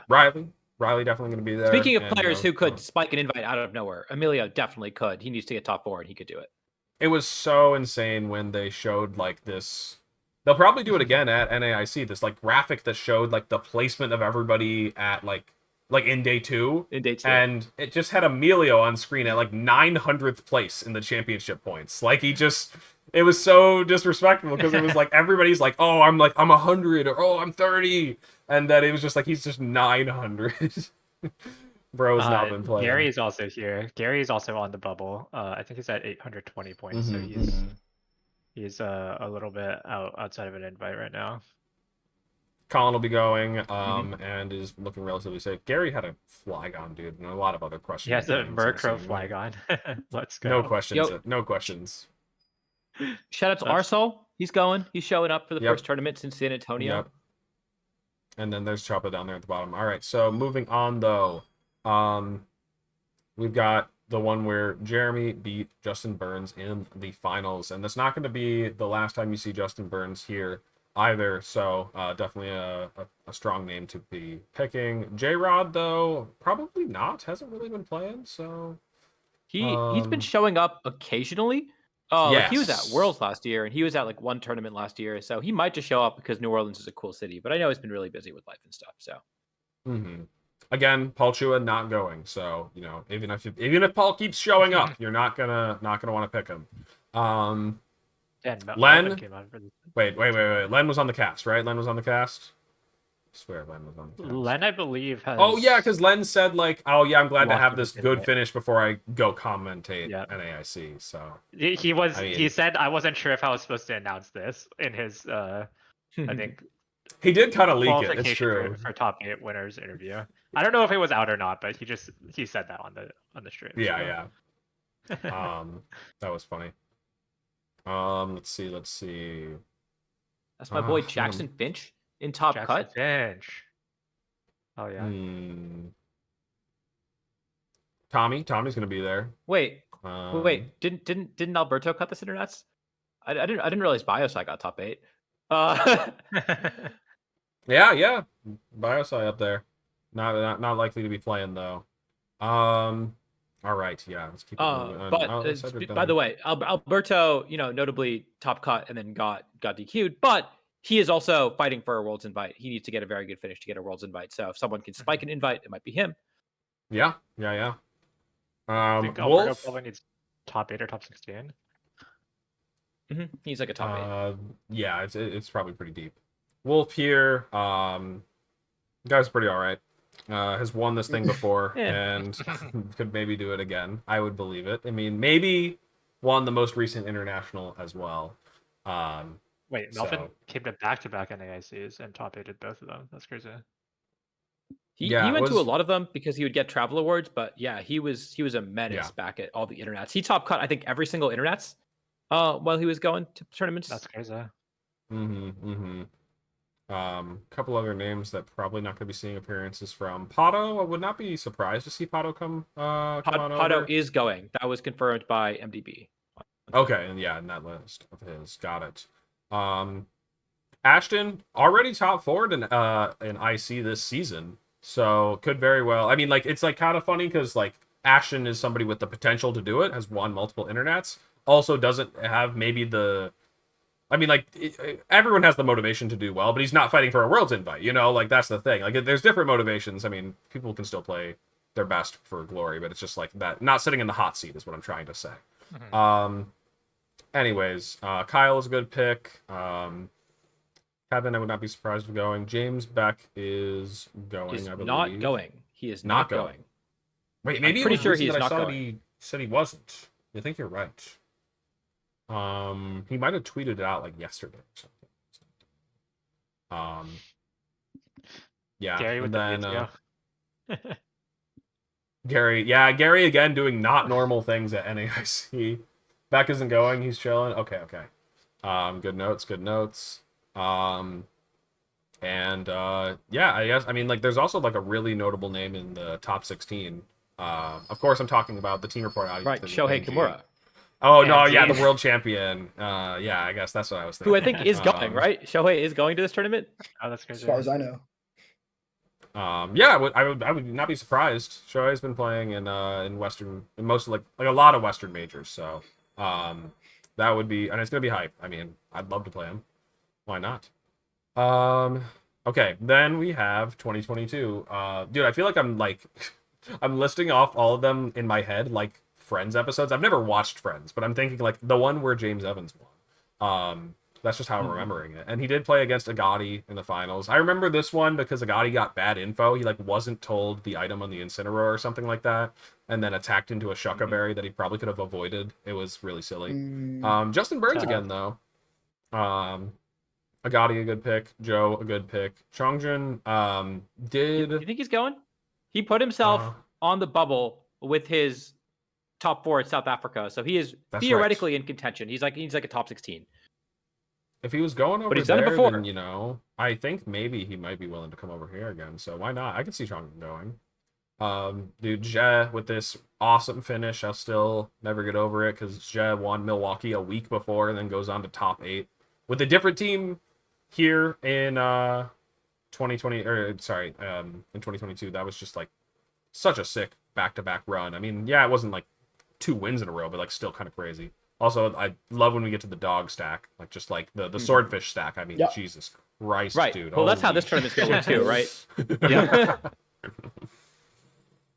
Oh, dude, I'm looking at that. By the way, Dawe cut this tournament theoretically with swordfish. Pretty sure they lost their Zacian in day 2 and still won and got 9th place and like bubbled out of the tournament. But they beat Kyle without their Zacian, if I recall correctly, in day 2 on a side stream. Hell yeah. Yes. No, everybody knows Zacian's just bad in the swordfish mirror. You wouldn't want to bring it anyways. Everyone knows that. That's true. Wait, Nature's going? That's hype. I see that in chat. In top 16 here with they just won the Australian or Melbourne regionals. So. Yeah. Kuro? Yeah, dude. That, I mean, if they're coming, they're definitely somebody to watch out for. So, then there's Colin. I think Owie is going as well. As far as the Europeans, Ragov's going. Wolf we already talked about, probably going Sean Bannon again. Yeah. Just had to scroll far enough to see myself. I was like, where am I? don't even remember getting top. Right. I don't even remember getting 34th at this one. I guess that's top 64. It's kind of whatever.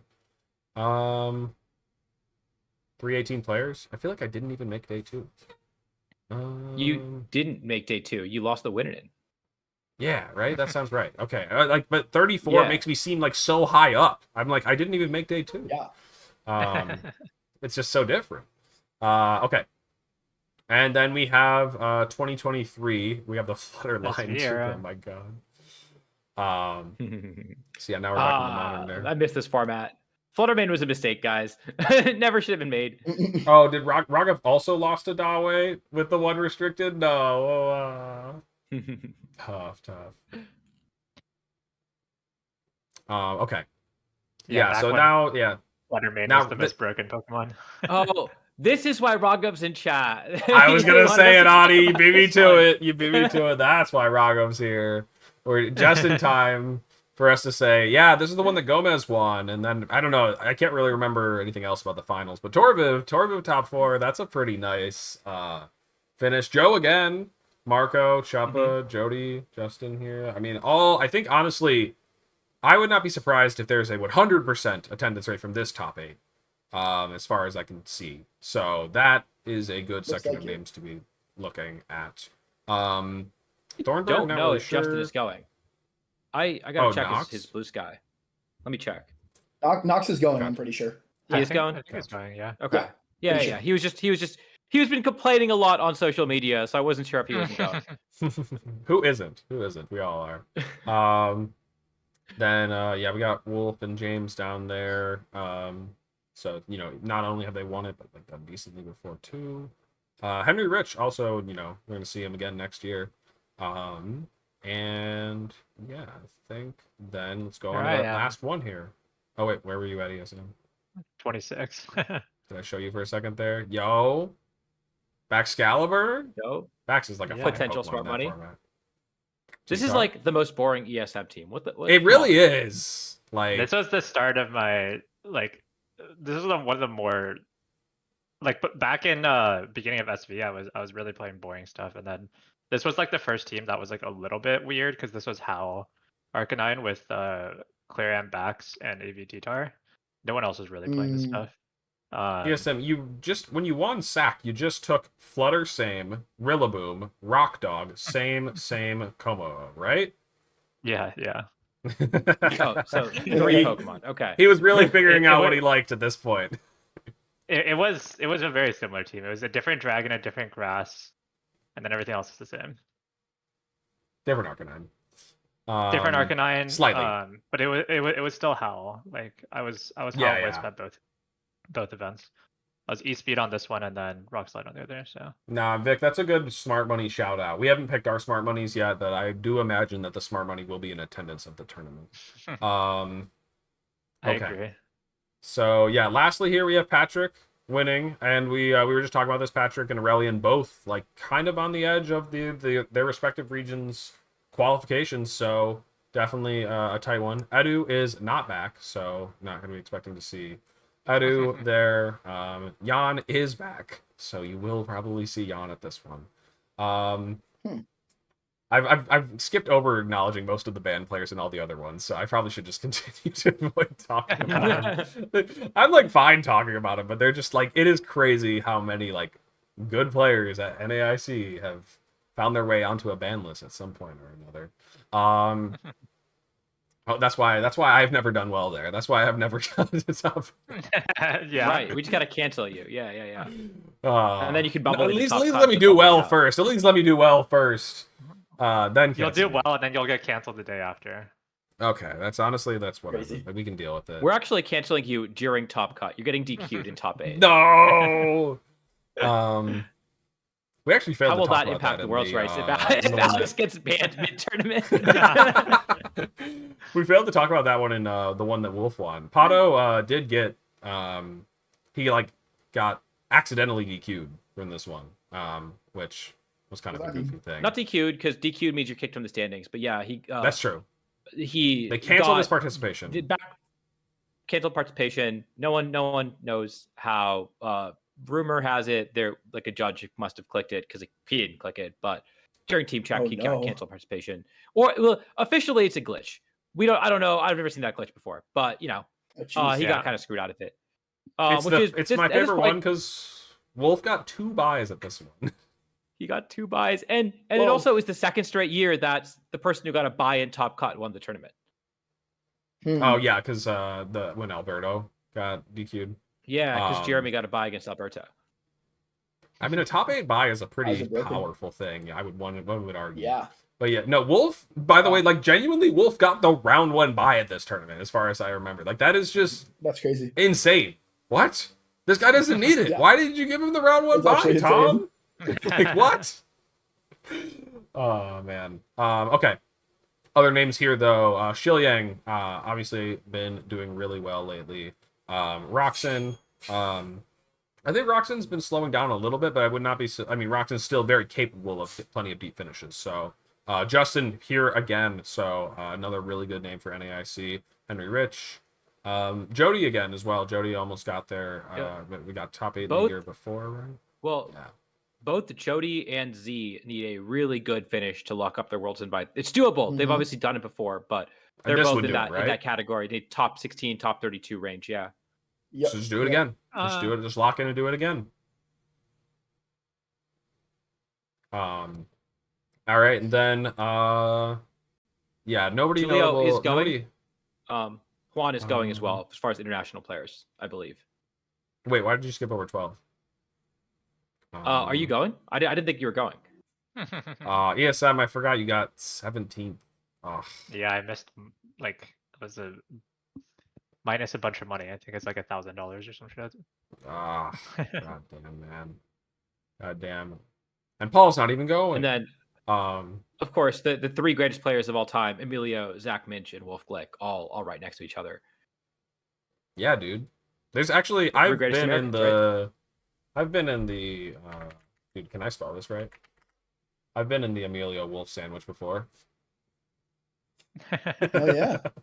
There I am. Wait, is that actually the strongest top 4? Is that the most regional wins in a top 4 of a regional of all time? It must be, right? I said after this tournament, I was like, dang, this is like one of the strongest top 8s of all time. But also, it's like very selfish to say that. But like, it is a pretty strong one. I don't know. It got better recently. Ding just won a regional. So yeah, Ding won a second regional. He had won indie regionals earlier that year. Yeah. Not indie. No, he won 2020 regional. Never mind. Yeah.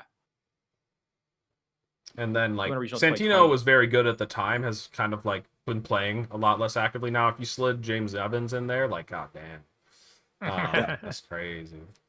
Anyways, let's go ahead and round this out by picking some smart money. So Yotam, you are the guest here. Who do you want as the first pick? Remind me what smart money is. This is like a person that just pick the winner. Just predict the winner. That's it. Zine. Zine. All right, good pick. No, I like that. ESM to you. I'm gonna pick my goat, Shilyang.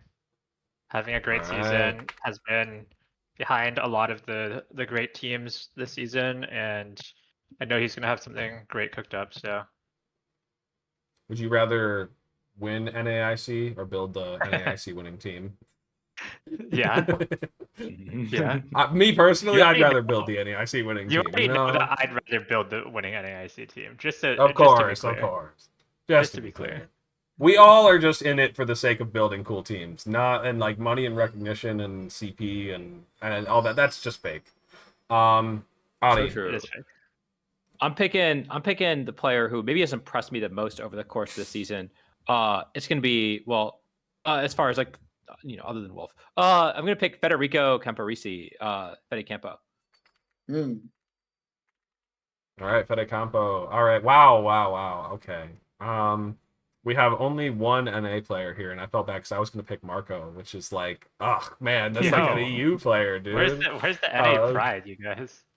What the hell? I hate these people. Aquamarine, I love that you're playing along, but that's 3 people. You can't pick 3 people. But yes, please, everybody in the chat, put your smart monies. Okay, but what I really want to hear now that you've picked Marco is who is your smart money pick from players outside of the World's invite bar right now? Who is going to snipe an invite this year? Oof, man. Let's take a quick look and see. So they have to be currently outside of it. Currently outside of it, yeah. Let's say the player who needs even if you pick up the projected finishes, who needs a top 32 finish and is going to get that top 32 finish? Okay, wait. How do I do this? Let's see.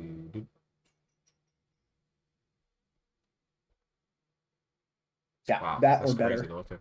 That's crazy to look at. All right, well, I'm going first this time, and I'm grabbing my boy Chemo because I believe in him. Are you going reverse Am I order then? Am I second? Just go. Yeah, sure, just go. Okay. You go. I'm picking Emilio Forbes. I think he's sniping a World's invite. Oh, is he not even in the? Yeah. He needs a top 4. Come on. He baited us. He's gonna do it. All right. I mean, yeah, you can pick this or anybody lower. ESM, who do you want? Well, you know what? I'll just pick myself because Yeah. I think I'm going to get Hell yeah. a World's invite this year. Do it. All right. Yotam? Scroll down just a bit. Go to like the top 16, top 8s. Just want to see who still is down there. Right. Who's still on the board? Yeah. I'll say Brendan Zhang. I think he could get a top 16. Yeah. He does run like some cool teams. I think he definitely like just does his own thing, and like it usually pays off for him. So, all right, cool. Well, I think that's gonna be it for this one. Feel like we covered everything pretty well. So if you guys have any other last second questions in the Twitch chat, do let me know. I see one here. How many invites are banished from regional winners top 4ing this IC? Huh? Oh, from this There IC. could be. Like, if there's auto invites that auto invite again, it just takes an invite away from the pool. Correct. Mhm. Yeah. That is just a possibility that could happen. Yeah. There's a number of great players that Yep. have auto invites that will be in attendance and they can just take it away. So like, I mean, from a NA perspective, it's just like either like Wolf wins or like Marco wins. That's effectively the same, you know, like 2 players, like either out of region or somebody who's already won, right? I guess that would be effectively the same. Exactly. Yep. Yep. Also, like, you know what else would steal an invite is a Japanese player winning would also mean so there's one fewer invite given. Yes. but technically that still means that there's they still get the auto invite. So like the number of people going to Worlds is still increasing by 1. If someone who has an auto invite takes an auto invite, then that means that we're just reducing the number of invites by 1. Yes. Technically, if someone like Zine, who qualified for Worlds already, like through Japan Nationals, or like their system, gets an invite, that is also taking away an invite. But anyone who has already gotten an invite, who has an invite, who gets an auto invite, is taking an invite away. Right. Yeah. My bet, to answer the question, I think 2 of the slots are going to be taken up by people who already have their invites. It's really there's a lot of good, like this is the last event of the season. There's a lot of good players who have won regionals, including, I think it'll be if you look 3. at like the NA standings, it's like most of them. 3. Wow. 3's You a think lot. 3 out of the 3's a 4 lot. auto invites will already be? You think 3 out of the 4 top 4 will already be auto invites? Yep. Will be people that Already have an auto auto invite? invites or got invites from other regions. Yes. Damn. Wow. What's that population? What's the pool? How many people are NA and EU? I believe there's 11 players in NA that have their invite, and on EU, I believe there's a few more. So it's maybe like 23, 24-ish. So if you include 3 of those 20 people are the top 4 in this one. All right. I mean, it's a good pool. The pool has a lot of talent, of course. So that's the whole point of it. A few like Japanese players and stuff. Like we mentioned, Zine earlier would count towards that number, right? So. Yep. Mm-hmm. All right. Well, the only prediction I'm making is 4 out of 4 NA. That's all I've got. There you go. We're gonna defend it. It's funny because like it is and it isn't a bold call. Actually, you know what? It is pretty bold considering. It's a bold call. NA has also been doing very poorly at recent. NA did really well at Secaucus, though. I have to admit, we defended. True. Okay, but have you considered that NA did really well in this last Victory Road Tour? So I think we're actually doing. We're peaking at the right time. That's a pretty bad one, right? We did win though. We did win. Oof! Wow. Oh, okay. Wait. Okay. I don't know if we're getting 4 out of 4. That's not Hey, bad. that's pretty good. Yeah, yeah. Okay. So that's a 3. Yeah, but if you're just looking at more recent results, like especially if you are looking Yes. at worlds and NAIC basically, because those are the ones that, like, if you're looking at both, then NA has not had a good performance. It's since the beginning of Gen 9, NA has been clearly the third best region, I think, internationally. Raghav, we know who you're winning for. Don't worry. We don't. Don't worry. Don't you get it twisted. All right. Let's see. So then I guess that's going to be where we wrap this one up, though. So again, thank you to ESM and Yotam for both you guys for joining us and for Yeah. talking about all that stuff. Thanks for having me.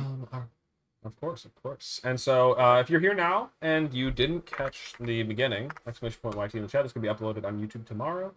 And yeah, otherwise, we're planning on doing a draft tomorrow. I still got to get some things together for that, but hopefully it ends up happening.